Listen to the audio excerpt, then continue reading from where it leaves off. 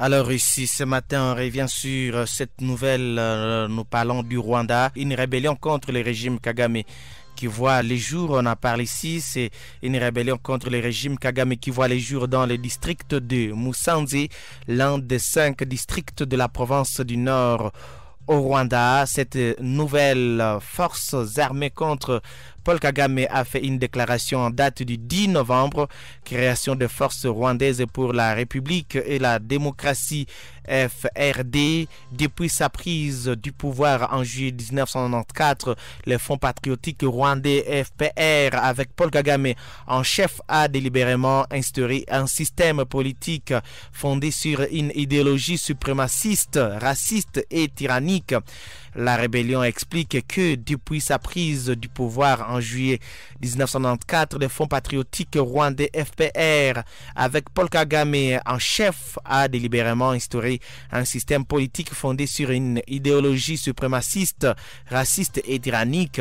Ce système n'est en rien différent du parti féodo-monarchique Union nationale rwandaise UNAR qui dirigeait le Rwanda avant la révolution de 1959 et son accession à l'indépendance en 1962, ajoute-t-elle. En effet, pour les communiqués des rebelles rwandais, tout comme l'UNAR, l'actuel système FPR se distingue depuis son triomphe en 1994 par une dictature pure et dure, l'intimidation des populations, des éliminations physiques, l'injustice, l'oppression ainsi que des violations permanentes de droits humains.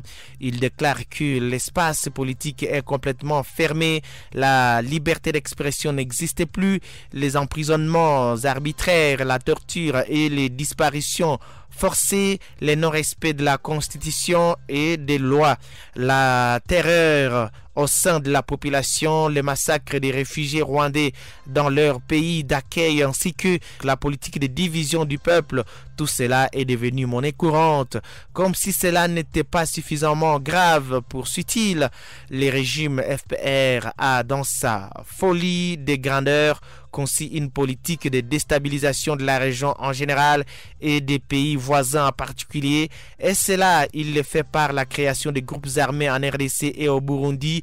Il continue à provoquer et à alimenter des tensions et des guerres incessantes dans ces pays alors que leurs peuples ont historiquement été frères du peuple rwandais.